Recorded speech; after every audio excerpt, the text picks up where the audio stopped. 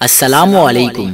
مظفر آباد سے انتہائی افسوسناک خبر آ گئی۔ آزاد کشمیر کے ضلع راولہ کوٹ میں اندوہناک حادثہ پیش آیا ہے جس میں متعدد قیمتی جانوں کا ضیاع ہوا ہے۔ کیا آپ حالات حاضرہ سے آگاہی حاصل کرنا چاہتے ہیں؟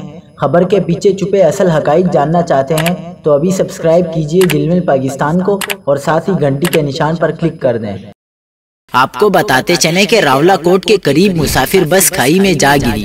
حادثے میں 23 افراد جاں بحق جبکہ متعدد زخمی ہوئے ہیں۔ جاں بحق ہونے والوں میں عورتیں اور بچے بھی شامل ہیں۔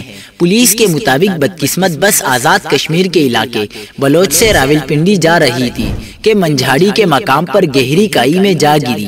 حادثے میں 7 افراد موقع پر ہی جاں بحق ہو گئے جبکہ 16 افراد نے زخموں کی تاب نہ لاتے ہوئے راستے میں دم توڑا۔ لاشوں کو تحصیل ہیڈ کوارٹر اسپتال بلوچ پہنچا دیا گیا ہے۔